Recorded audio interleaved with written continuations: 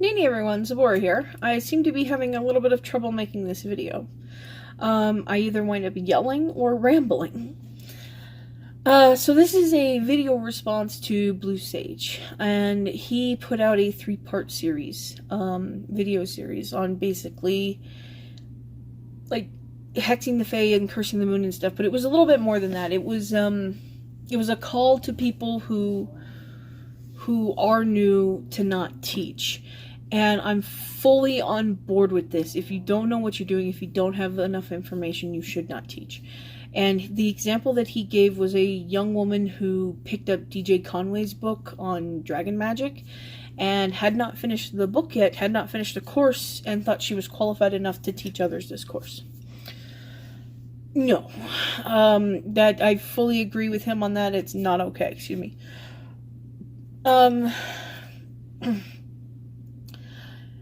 He believed that because of the lack of knowledge that kind of contributed to these people trying to curse the moon, curse the Fae, and it was a lack of knowledge of why you don't do that on their part, that led them to do this. And again, sure, I personally still think it was a troll move, but if they really did do this and they really do believe this, then yeah, they already admitted to being new baby witches, whatever, seekers, new initiates, whatever you want to call them.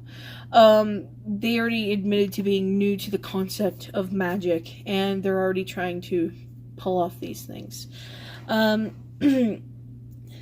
Clearly that's because they don't have enough knowledge. But is that reason enough for me to interfere? I'm gonna say no. As someone with 20 years experience working magic with, I can't anymore. It's too much for a teacher like me to do. When I first got into social media, when I first got into the social media witch community, Lady Witch told me, I don't spend a lot of time dealing with people anymore when it comes to magic, just because people tend not to listen. And my stance was, well, as teachers, if we're going to say we're teachers, shouldn't that be what we're doing, that we're helping people? And she's like, yeah, but people don't really listen. And after years and years of social media witchcraft, people tend not to listen. So it wouldn't have mattered if I would have told that baby witch, hey, shouldn't do that. There's ramifications for that. There's consequences. There's backlash to that action. Or maybe it won't work at all. They probably wouldn't have mattered because they were determined to do this. I'll give you an example. I was contacted by someone who said they wanted to get an ex-lover back. And I spent weeks with this person, months with this person, working with getting this specific person back. For free. Hours and hours on the phone, video chat, voice chat, texting. Fucking unbelievable amount of energy. We went through, I think, like 4 or 5 different types of spells, attraction spells specifically to attract a specific person.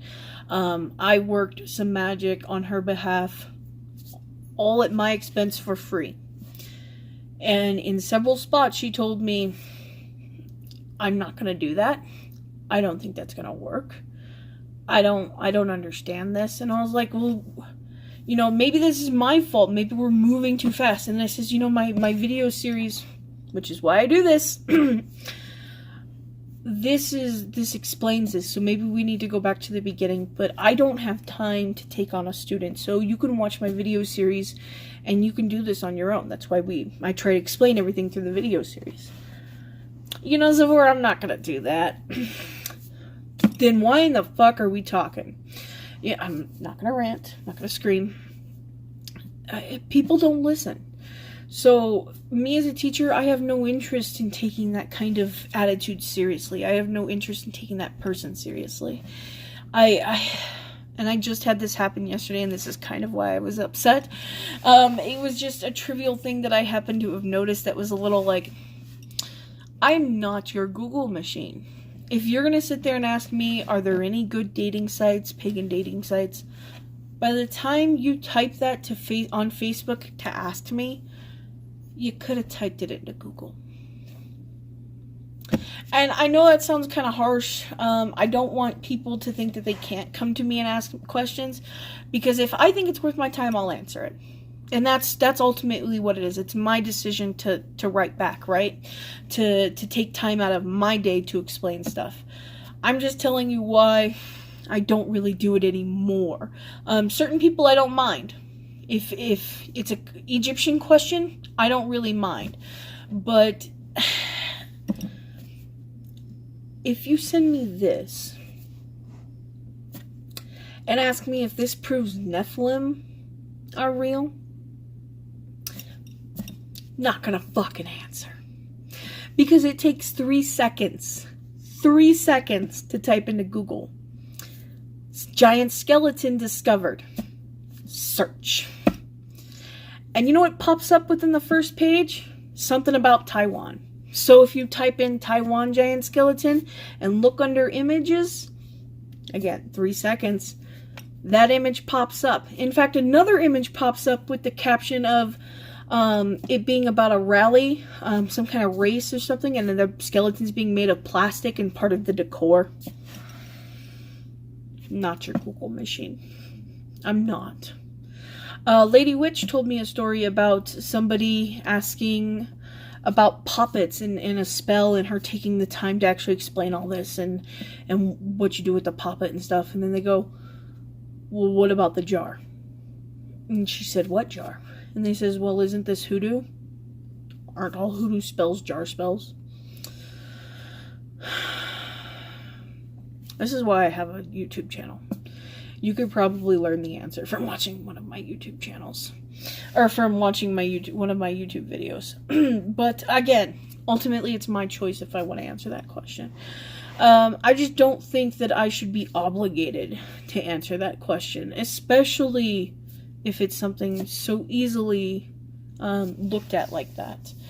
It's unbelievable how much, like, how draining it is to kind of do this social media witchcraft teacher bullshit. So I really just don't anymore. I've got messages from people. People will ask me, hey, they'll say, I'm getting a divorce and I want to get a spell for that. They'll post it into a group. And I'll write cut and clear spell. Click send. And they'll write back, hey, how do you do that spell? Well, I just gave you the name of it. Why don't you type that into Google? Cut and clear spell. Search.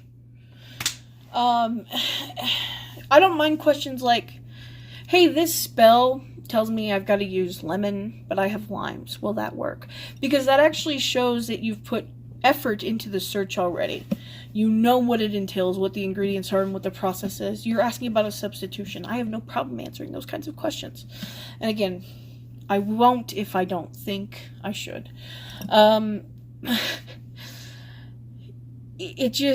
just can't take people like that nuts. I just can't take people like that seriously anymore. I just can't. It's not worth my time. It's not worth my effort. So me personally as a teacher, if you want to come to me with serious questions and I deem them to be serious, I'll answer them if I feel it's worth my time. I don't feel like I should be obligated to do that though. This is a courtesy. I'm not your bitch. I'm not your Google machine. What do you do with that jar? So that's just how I feel about it though. That's it for tonight, guys. Sun up,